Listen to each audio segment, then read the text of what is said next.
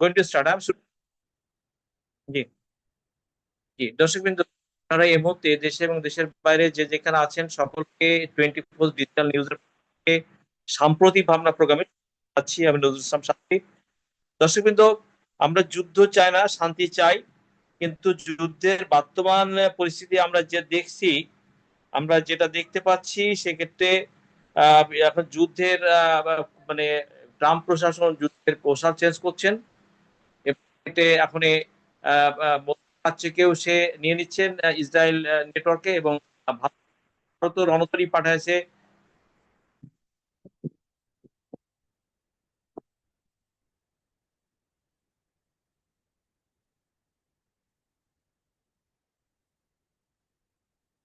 Bharat already রণতরী পাঠিয়েছে। হ্যাঁ, আপনার আমরা দেখতে পাচ্ছি যে হরমুজ প্রণালীকে ঘিরে লোহিত এবং একটা পয়েন্টে ভারত এখানে রণতরী পাঠিয়েছে 4 থেকে 6টা।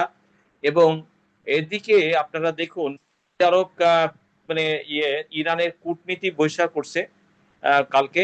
এই যে বিশেষ করে মানে মেরুকরণটা মিস্টার ট্রাম্প পাকিস্তানকে দিয়ে, বা পাকিস্তান এখানে মানে দ্বিতীয় দফা আলোচনা করবার জন্য পাকিস্তান সর্বাত্মক একটা চেষ্টা করতেছে, এবং আগামী 2 দিনের মধ্যে একটা সম্ভাবনার জায়গায় নেওয়া যায় কিনা আলোচনাটা, এবং আলোচনা এনে দীর্ঘমেয়াদী একটা যুদ্ধ বিরতির মধ্যে এই পরিস্থিতিকে নিয়ে বৈশ্বিক বাজারে এশিয়া, ইউরোপ, আফ্রিকায় তেলের অস্থিরতাকে কেন্দ্র করে যে ধরনের সংকট দেখা দিয়েছে, দেশ, এশিয়ার স্বল্প উন্নত দেশ ফিলিপাইন, বাংলাদেশ, শ্রীলঙ্কা থেকে শুরু করে যারা হরমুজ প্রণালী কেন্দ্রিক, তাদের তেলের নির্ভরতা এবং এলএনজি গ্যাস এবং প্রাকৃতিক খাদ্য, প্রাকৃতিক উপাদান, এই বিষয়গুলো যখন হরমুজের উপরে নির্ভরশীলতার জায়গায়, সেই জায়গাতে আমরা দেখতে পাচ্ছি ট্রাম্প এখানে নেতা, বিশেষ করে ইসরায়েল এখানে বিষয়টা জটিল করার জন্য ইসরায়েল নানান ধরনের কৌশল কূটকৌশল অবলম্বন করছে, এবং ইসরায়েল এখানে ভারতকে তার সমীকরণে নিয়ে এনেছে জোরালো ভাবে। ভারত ইতিমধ্যে ভারতের গত 2 দিন আগে ভারতের জাহাজ হরমুজ প্রণালীতে অ্যাটাক হয়েছিল, এবং ভারত সেখানে ইরানের রাষ্ট্রদূতকে তলব করেছে। এবং এরপরে সৌদি আরব কি করলো, সৌদি আরবের পরিস্থিতি আমরা দেখতে পারলাম। সৌদি আরব ইরানের কূটনীতিককে অলরেডি বহিষ্কার, এবং মধ্যে আলটিমেটাম দিয়েছেন সৌদি ত্যাগ করবার জন্য। সেক্ষেত্রে ইসরায়েল এবং আমেরিকা মধ্যপ্রাচ্যে সৌদি আরবকে তার সাথে অলরেডি জোরালো ভাবে এই যুদ্ধে নামানোর জন্য, বা ইরানের বিরুদ্ধে কূটনৈতিক যুদ্ধ দিয়ে আমেরিকা ট্রাম্প প্রশাসন এখানে সৌদি আরবকে রীতিমতো কূটনৈতিক যুদ্ধে ইনভলভ করেছেন, এবং আরবকে ইরানের মুখোমুখি দিয়ে মধ্যপ্রাচ্যে যুদ্ধের সমীকরণটা জটিল থেকে জটিল পর্যায়ে নিতে চাচ্ছেন। এর প্রেক্ষাপটটা আমরা দেখতে চাই, তাহলে সেটার আমরা ইয়ে আহ, নানান ধরনের পরিস্থিতি আমরা দেখতে পাবো। কারণ এই বাস্তবতায়, জি আজিজ স্যার, আপনি আমাকে শুনতে পাচ্ছেন? আজিজ হ্যাঁ, স্যার। শুনতে পাচ্ছি। আপনি শুনতে পাচ্ছেন?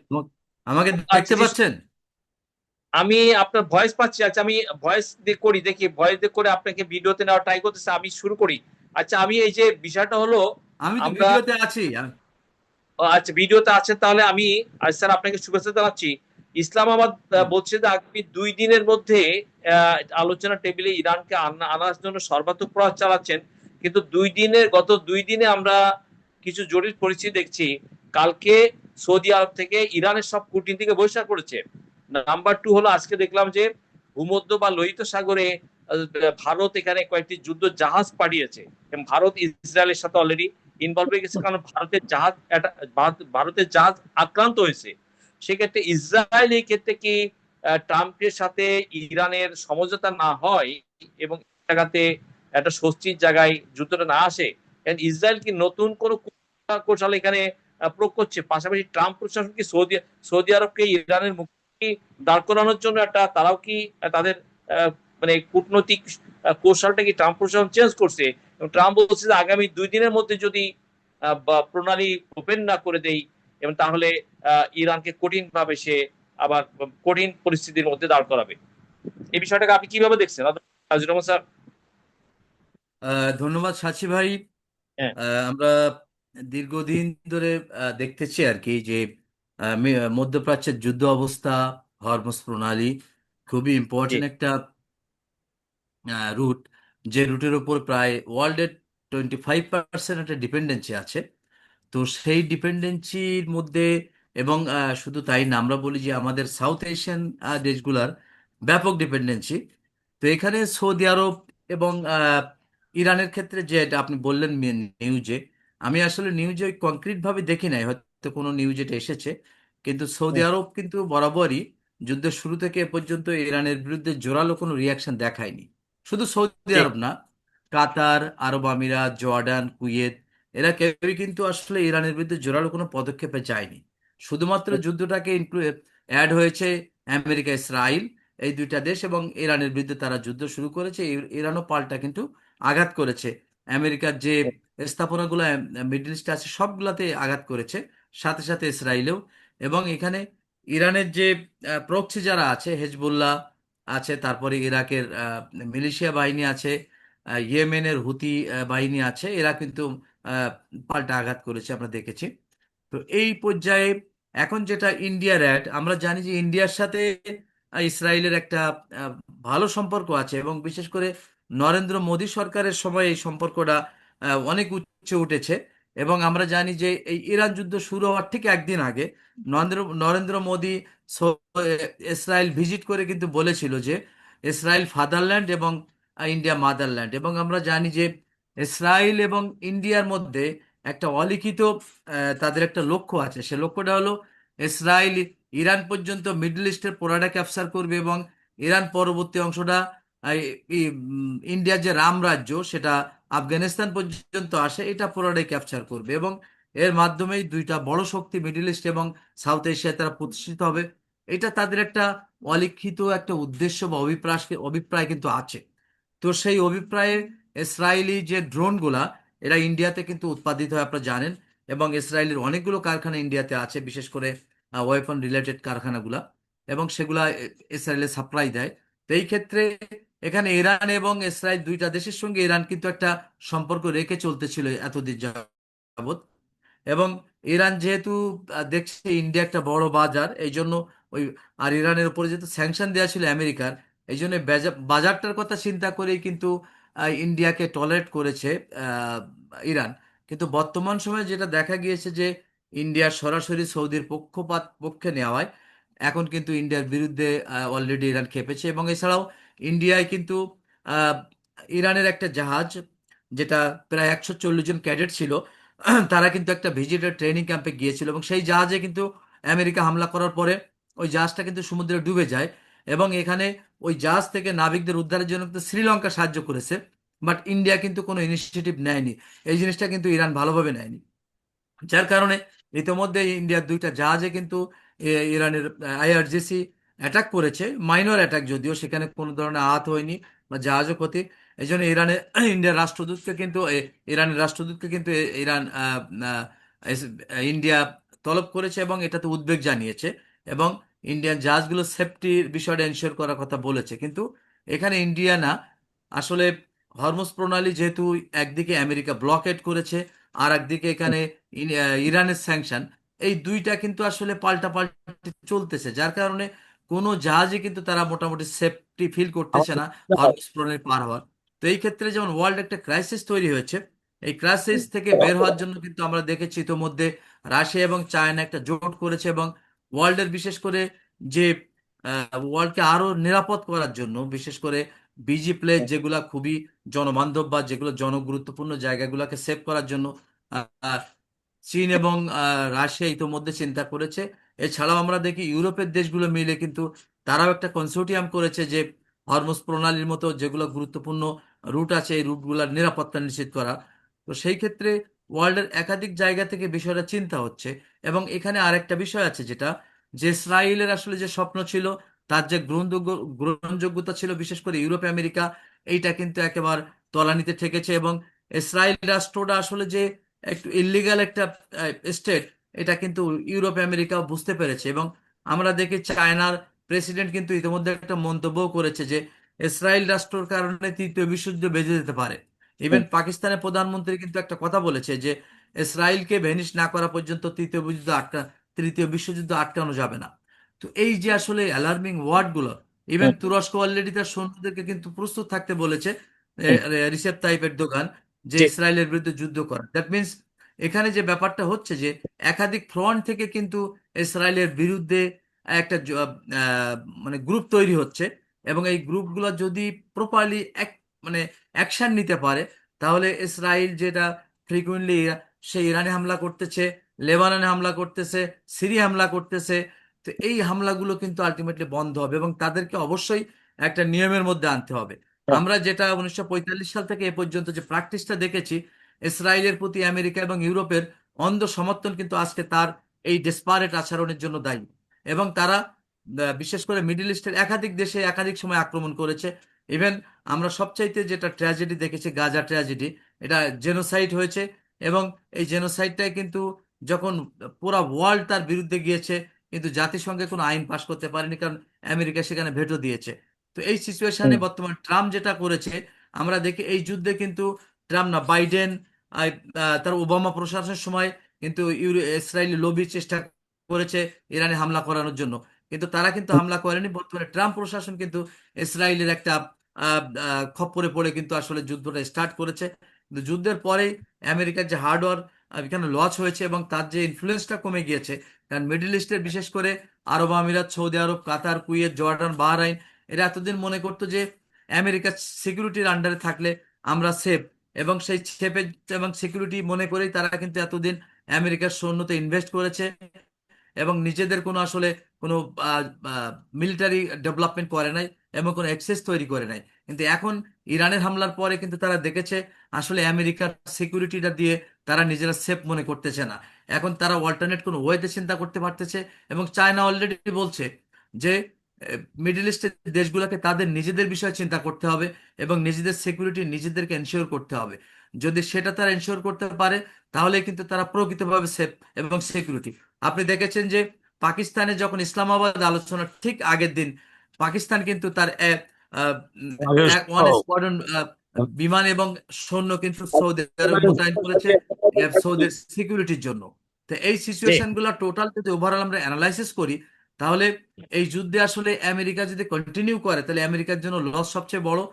কারণ ওয়ার্ল্ড ওয়াইড আমেরিকার বিরুদ্ধে একটা জনমত তৈরি হচ্ছে। সাথে সাথে আমেরিকার যে আহ, যারা বিশেষ করে তার অ্যালায়েন্সের মধ্যে আছে, আরব আমিরাত, সৌদি আরব, কাতার, কুয়েত, তারাও কিন্তু এটা ভালোভাবে নিচ্ছে না। কারণ আমেরিকা হামলা করলে পাল্টা ইরান কিন্তু এই দেশগুলোতে হামলা করতেছে এবং তাদের স্থাপনা। এবং আপনারা জানেন যে আমেরিকার ইআই টেকনোলজির বা বিশেষ করে টেলিকমিউনিকেশনের টেকনোলজিটা বিশাল একটা ইনভেস্টমেন্ট কিন্তু আরব আমিরাত, কাতার, কুয়েত, সৌদি আরবে আছে।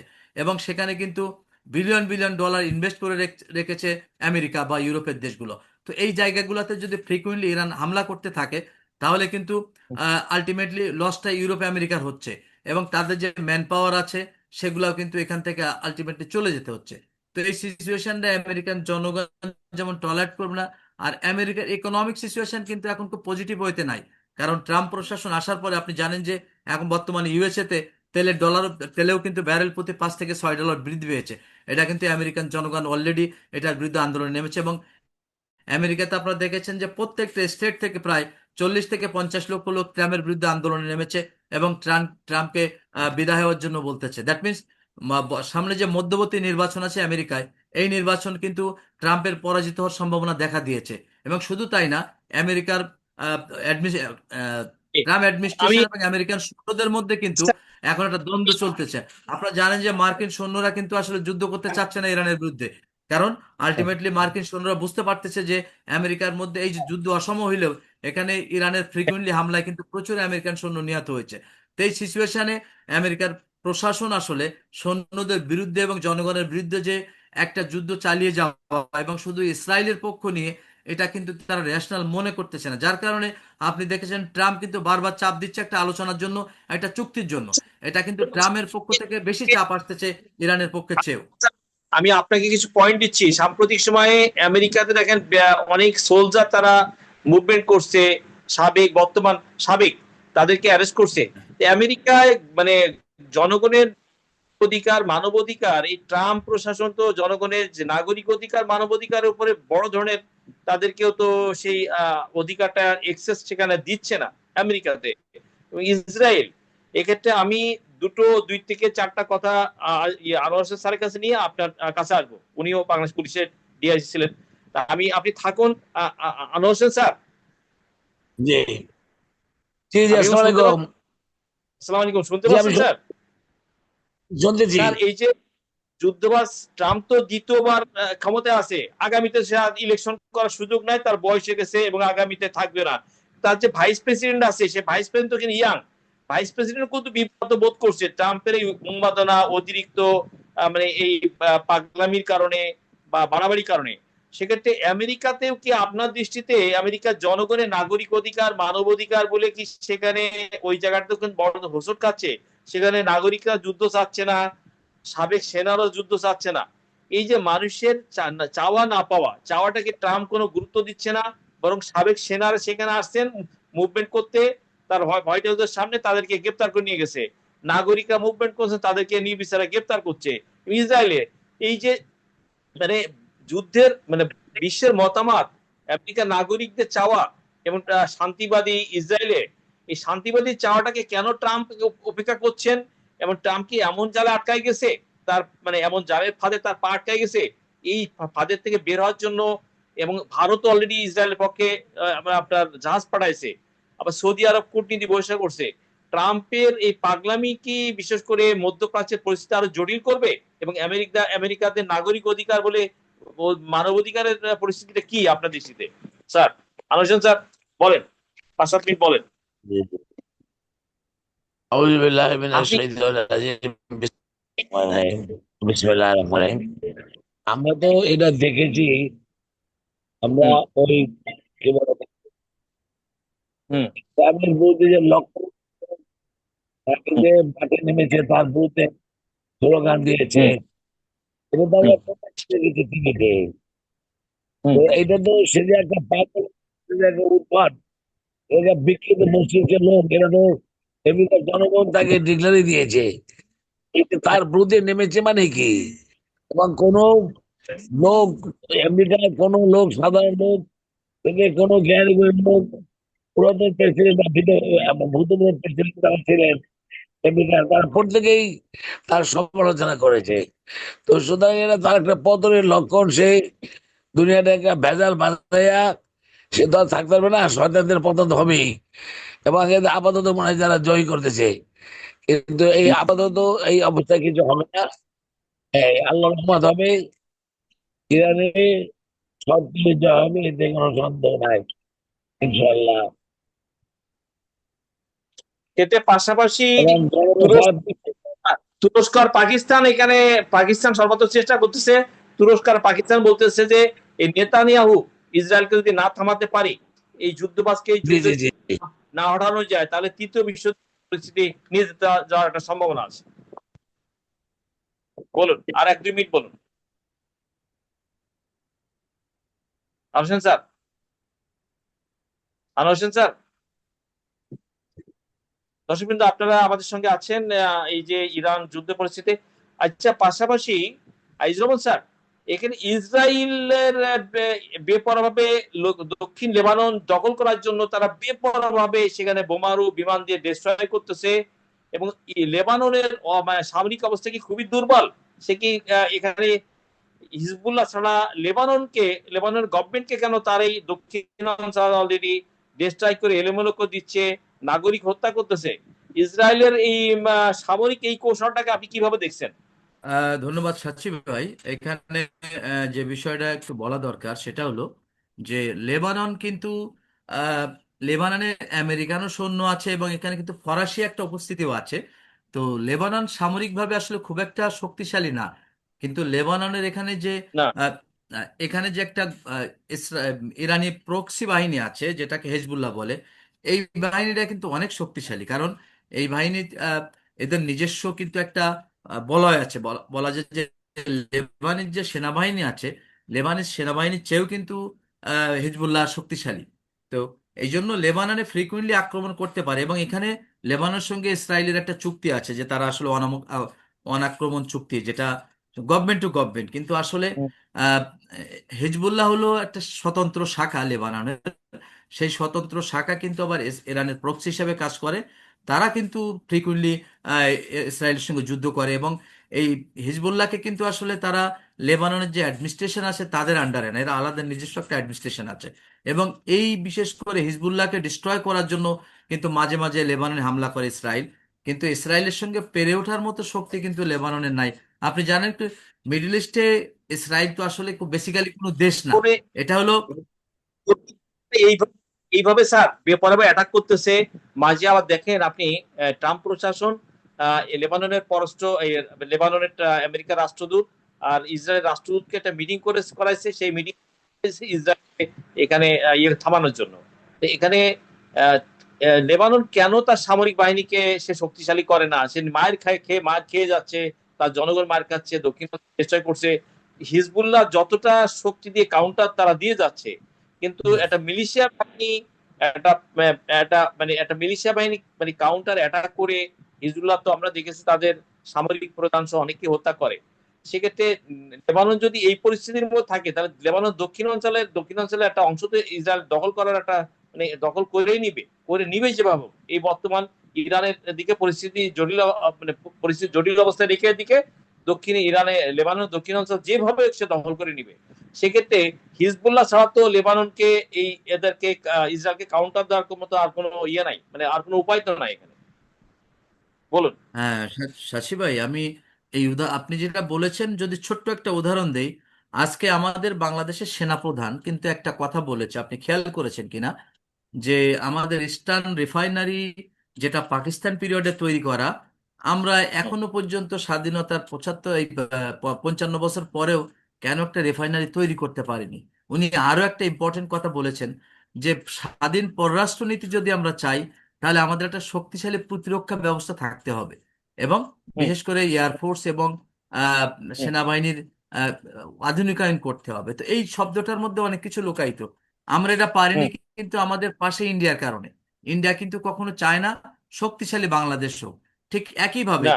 ইসরায়েল মিডল ইস্টে কিন্তু চায় না যে কোনো শক্তিশালী মিডল ইস্ট প্রতিষ্ঠিত হোক। আপনি জানেন, লেবাননে কিন্তু একসময় সিরিয়ার 45,000 সৈন্য ছিল, কিন্তু সেটা কিন্তু আমেরিকা ফোর্স করেছিল সৈন্যরা ফিরিয়ে নেওয়ার। কিন্তু সেই সৈন্য যখন ব্যাগে গেল, আলটিমেটলি লেবানন তো নাই, সিরিয়াকেও কিন্তু তারা ডিস্ট্রয় করে ফেলেছে। আপনারা জানেন যে সিরিয়া অনেক শক্তিশালী একটা দেশ ছিল, কিন্তু সেই দেশটাকে কিন্তু বাশার আল আসাদ থেকে নিয়ে ওখানে আইএসআই তৈরি করে পুরা দেশটা ডিস্ট্রয় করেছে। এবং সিরিয়া এখন আর আসলে আলটিমেটলি কোনো শক্তি নেই। আপনারা জানেন, ইরাক এক সময় সাদ্দামের আন্ডারে অনেক শক্তিশালী দেশ ছিল, এবং সাদ্দাম হোসেন যখন আচ্ছা, ইরাকে আহ, আজিজ রহমান, আমি আপনার রিকোয়েস্ট করছি বদ্র স্যারকে দিয়ে 5-7 মিনিট কথা বলে ক্লোজিং দিচ্ছি। বদ্র স্যার, আপনি আমাকে শুনতে পাচ্ছেন? আপনি ভিডিওটা অন করে নিন স্যার। শুনতে পাচ্ছি। স্যার, এখানে আজিজুর রহমান স্যার যেটা বলছেন, এই যে লেবাননও তো দীর্ঘ সময় স্বাধীনতা অর্জন করেছে। তা লেবাননের দক্ষিণ অঞ্চল যে ইসরায়েল অ্যাটাক করতেছে, এখানে এখানে ওই যে লেবাননের সকালে এই পরিস্থিতি, হ্যাঁ, পাঁচটা লেবানন দেবে না। বিষয়ে পাশাপাশি আরো তো জড়িয়ে যাচ্ছে, সৌদিকে আমি ইরানে মুখোমুখি করছে। এই ত্রিমাত্রিক জটিলতাকে আপনি কিভাবে দেখছেন অ্যাডভোকেট বদরুল স্যার? লেবাননের লোকেশনটা হচ্ছে একেবারে দক্ষিণ লেবাননটা থেকে ইসরায়েল হুম, থেকে পাহাড়ি পথে ঢোকা যায়। অন্যান্যরা মিউট করে ঠিক। ফেলেন, অন্যান্যরা মিউট করে ফেলেন। দক্ষিণ এই, লেবাননটা কিন্তু ডাইরেক্ট পাহাড়ি পথে ঢোকা যায়। এখানে হ্যাঁ, লেবাননের সরকারি বাহিনী কখনোই এই যুদ্ধে, হ্যাঁ, ইসরায়েল বিরোধী যুদ্ধে কোনো পার্টি ছিল না। ঠিক। তারা জি স্যার। ফ্রেন্ডলি টু হিজবুল্লাহ, কিন্তু এই যুদ্ধটা সবসময় হিজবুল্লাহ করেছে। তো হ্যাঁ। হিজবুল্লাহর যে পূর্ণ শক্তি, এটা এখন আর নাই। নাই কারণ কি, হুম, সাম্প্রতিককালে সেখানে ভয়াবহ আক্রমণ হয়েছে। নসরুল্লাহ তাদের লিডার যিনি মারা গেছেন, আরো অনেক লিডার মারা গেছেন। প্রচুর আক্রমণ হয়েছে সেখানে, নাশকতামূলক কাজের মাধ্যমে রাসায়নিক বিস্ফোরণ এয়ারপোর্টে করার পরে শহরের এটা বিরাট অংশ আগেই নষ্ট হয়ে গেছে। এবং এই দক্ষিণ লেবাননে ওদের একটা স্কিম আছে। ইসরায়েল এখন চাচ্ছে এই যুদ্ধ থামার আগেই তারা কিন্তু 67তে গোলান নিছে, গোলান হাইট, জি, জি। সিরিয়া, মিশরের সিনাই, বাঁকা হ্যাঁ, উপত্যকাগুলো তারা ঢুকাই ফেলছে। হ্যাঁ, তারা মনে করেন পশ্চিম তীর যেটা, এটা তো কার্যত তার অনেক অংশ ইসরায়েল ঢুকে বাড়িঘর করে ইহুদিদের ঢুকাই দিচ্ছে। গাজা এখন অরক্ষিত, এইটাও তাদের মানে একটা গ্রিভে আছে, দখলের মধ্যে আছে, এবং এখানে বিরতি হলেও, যুদ্ধবিরতি হলেও চিকিৎসা পাওয়া যাচ্ছে না। চিকিৎসার জন্য 11,000 লোক বর্ডারে অপেক্ষারত, যাদের মধ্যে 200-400 লোক প্রতিদিন মারা যাচ্ছে। এই অবস্থায় তারা লেবাননে তাদের টার্গেট যে গিরিপথে লেবাননে ঢোকার পথ থেকে ভিতরে সে লিটানি নদী পর্যন্ত জায়গায় তারা মানে মেইন রোডে ইসরায়েলি বাহিনী ঢুকে গেছে। হিজবুল্লাহ ব্যাক করে পাহাড়ের দিকে চলে গেছে, আল্টমন পাকড়াল্টন হচ্ছে, এবং তারা ওই পর্যন্ত ঢুকাই দিতে চায় ইসরায়েল। আগে যেরকম গুলান ঢুকাইছে, বেকা ঢুকাইছে, পশ্চিম তুর কার্যত তাদের গ্রিপে চলে গেছে, গাজাকে এক ধরনের অবরোধ করে রাখছে। বোর্ড অফ পিস তো সেখানে ট্রাম্পের কোনো কাজেই আসে না। ফলে তারা একটা ইয়ে করতেছে যে এটা পাহাড়ি এলাকা, তো এইটা যদি হিজবুল্লাহ থেকে যায় মানে এবং তাদের ইয়ে বাড়াতে থাকে, তাহলে দক্ষিণ লেবানন থেকে